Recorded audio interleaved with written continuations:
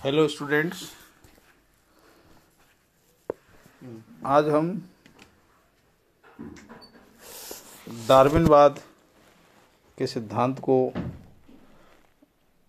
पढ़ेंगे। Charles Darwin प्राकृतिक वैज्ञानिक थे और 1831 में डार्विन को बिकल HMS बिकल नामक जहाज पर 5 वर्षों तक प्राकृतिक वैज्ञानिक के रूप में यात्रा करने का मौका मिला।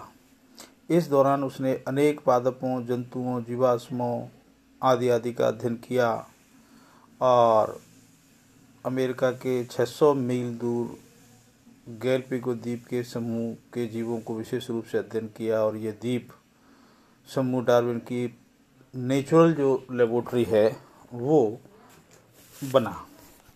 यहाँ इसने भिन्न भिन्न प्रकार के कछुओं पर अध्ययन किया और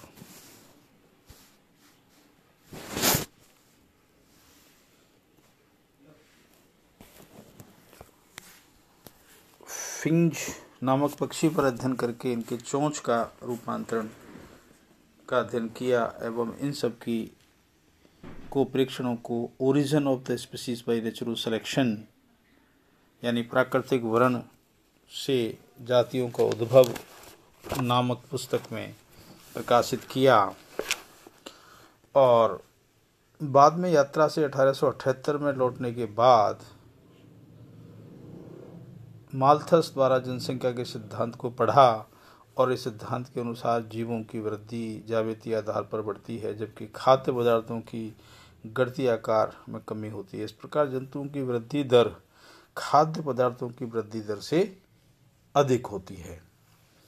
अल्फ्रेड रसल नामक वैज्ञानिक ने डार्विन के समान निष्कर्ष प्राप्त कर लिए थे। संयोगवश उसी समय जो रिसर्च पेपर शोध पत्र को समालोचन के लिए डार्विन के पास भेजा और आश्चर्यजनक बात यह थी कि दोनों के विचार समान थे। अंत में दोनों ने मिलकर के लीनियस सोसाइटी ऑफ इंग्लैंड में संयुक्त रूप से अपना शोध पत्र प्रस्तुत किया और 1859 में डार्विन ने अपने प्रेक्षणों निष्कर्षों से अपनी पुस्तक जातियों की उत्पत्ति में पब्लिश या प्रकाशित किया। तो ये एक डार्विन की हिस्ट्री के बारे में बात थी कि डार्विन ने कहाँ कहाँ कैसे कैसे काम किया और उसके बाद डार्विन के सिद्धांत जो मूल बिंदु पर हम आए तो उसके सिद्धांत जो प्रिंसिपल्स थे उसके जो इम्पोर्टेंट पॉइंट्स थे उसमें पहला पॉइंट जो था वो उत्पादकता, अति उत्पादकता यानी अधिक जनन। प्रत्येक प्राणी जीवन में जनन की सहायता से जीवन की निरंतरता बनाए रखता है। इसके लिए उनमें अत्यधिक जनन क्षमता पाई जाती है। परंतु एक जीव द्वारा उत्पन्न सभी संतानें जीवित रहें तो पृथ्वी पर जंतुओं की भरमार हो जाएगी और जबकि वास्तव में ऐसा नहीं होता। नेचर अपने आप इसको सेटल करती है। पैरामीशियम में जैसे द्विविखंडन पाया जाता है वह प्रत्येक 16 घंटे के बाद द्विविखंडन होता रहता है। यदि 5 वर्षों तक ये क्रिया लगातार चले तो पैरामीशियम का आयतन पृथ्वी के आयतन से लगभग 10,000 गुना ज़्यादा हो जाएगा। ऐसे ही दूसरा उदाहरण अति उत्पादकता का कि सॉल्मन मछली एक जनन ऋतु में 2.8 इंटू 10⁻⁷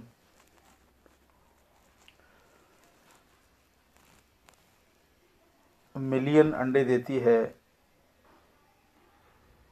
और एक हाथी का जोड़ा अपने जीवन काल में 6 शिशु को जन्म देता है। यदि ये 6 शिशु इसी तरह जन्म करते रहें तो 1,90,00,000 हाथी उत्पन्न हो जाएंगे। तो आप समझ गए होंगे इस बात को कि अगर सभी जंतु जीवित रहें, कोई भी मरे नहीं और लगातार इनकी वृद्धि होती रहे तो असंतुलन पैदा हो जाएगा इस पृथ्वी पर। जंतुओं में इतनी अधिक संख्या होने के बावजूद जीवों की संख्या भिन्न भिन्न कारणों से कम होती गई, जैसे कि पर्ल ऑयस्टर द्वारा संपादित अंडों को मछली खा जाती है और बहुत कम शेष बचे हुए अंडे ही वयस्क बन पाते हैं। दूसरा उदाहरण दूसरा जो पॉइंट अपन कह सकते हैं वो है अस्तित्व के लिए संघर्ष, struggle for the existence. Darwin के अनुसार जंतुओं में वृद्धि बहुत तेज होती है, साथ ही स्थान और खाद्य पदार्थ स्थिर हैं, इसलिए जीवों में स्थान, भोजन और जनन के लिए वृद्धि संघर्ष होता है। ये संघर्ष भी अलग अलग प्रकार के होते हैं। जैसे पहला संघर्ष अंतः जातीय संघर्ष यानी कि इंटर स्पेसिफिक कंपटीशन। एक ही जाति के जंतुओं के बीच पाए जाने वाले संघर्ष अंतर जातीय संघर्ष कहलाते हैं। जाति एक होने के कारण इनकी आवश्यकताएं समान होती हैं, अतः संघर्ष ध्रुवीय होते हैं। कुत्ते का दूसरे कुत्ते से स्थान और भोजन और जनन के लिए संघर्ष एक घने वन में या जंगल में यदि एक ही जाति के बीज का अंकुरण एक ही स्थान पर होता है तो वृद्धि के दौरान इनमें मृदा,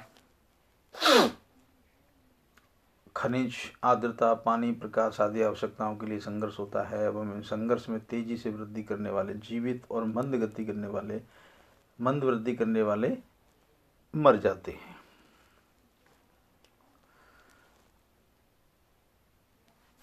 दूसरे संघर्ष की बात करें हम तो अंतराजातीय संघर्ष यानी भिन्न भिन्न जातियों के बीच, अलग अलग स्पीशीज के बीच अगर कोई स्ट्रगल होता है तो वो इंटर स्पेसिफिक संघर्ष कहलाता है।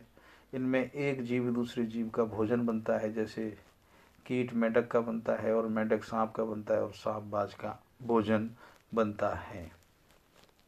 तीसरा उदाहरण अगर अपन लें तो वातावरणीय संघर्ष भी इसमें शामिल होता है। जीव एक निश्चित वातावरण में निवास करता है जिसमें अनेक कारक जैसे आंधी, तूफान, वर्षा, हिमगिरी, प्रकोप एटसेट्रा जो जीवों के साथ संघर्ष करते हुए जीवों को कम करने का प्रयास करते हैं, इनको वातावरणीय संघर्ष भी कहा जाता है। तो इस तरह से इन सारे संघर्षों के बाद जो जाति जीवित रहती है वो आगे एवोल्यूशन में अपना पार्ट प्ले करती है, तो उसकी वंशागति होती है। इसी क्रम में हम देखें तो विभिन्नता और उसकी वंशागति। जब संघर्षों के बाद जाति उभर के आएगी तो जीवित रहेगी, उनमें विभिन्नताएं आएंगी और विभिन्नताएं आने से नई जाति का विकास होगा और वो एक पीढ़ी से दूसरी पीढ़ी में ट्रांसफ़र उनके गुण होते चले जाएंगे। निरंतर संघर्ष के परिणाम स्वरूप जंतुओं में वेरिएशंस यानी विभिन्नताएं उत्पन्न होती हैं और एक जाति के सदस्यों में अथवा एक ही माता पिता की संतानों में विभिन्नताएं पाई जा सकती हैं। इनमें कुछ हानिकारक, कुछ लाभदायक या कुछ उदासीन हो सकती हैं। पौधों में पर्ण हरित की उपस्थिति हानिकारक विभिन्नताएं, इसके कारण पेड़ पौधों प्रकाश संश्लेषण नहीं कर पाते हैं, अंत में उनकी मृत्यु हो जाती है। तो जेब्रा की गर्दन का लंबा होना और लाभकारी विभिन्नता है, इससे भोजन प्राप्ति में मदद मिलती है। उक्त सभी प्रकार की विभिन्नता वंशागति नहीं होती एवं जो विभिन्नता वंशागत होती है वे उद्ध विकास की दृष्टि से महत्व रखती हैं। अर्थात सतत विभिन्नता सदैव वंशागत होती है। कंटिन्यूअस जो वेरिएशंस होते हैं वो वंशागत होते हैं, जिन्हें विचलन भी कहते हैं। और अकस्मात उत्पन्न होने वाली विभिन्नताएं उत्परिवर्तन कहलाती हैं। ह्यूगो डिवरीज ने इसका नाम उत्परिवर्तन दिया था। योग्यता की उत्तरजीविता और प्राकृतिक वर्ण। संघर्ष के परिणाम स्वरूप सबसे योग्य प्राणी जीवित रहता है अथवा उसकी उत्तरजीविता प्राप्त होती है। डार्विन के अनुसार बदलते वातावरण के अनुसार लाभकारी विभिन्नताओं से युक्त जीव जीवित रहते हैं और शेष संघर्ष के दौरान पिछड़ जाते हैं। जीवित रहे सदस्यों का नेचर वर्ण करती है, जिसे प्राकृतिक वर्ण या नेचुरल सिलेक्शन कहते हैं।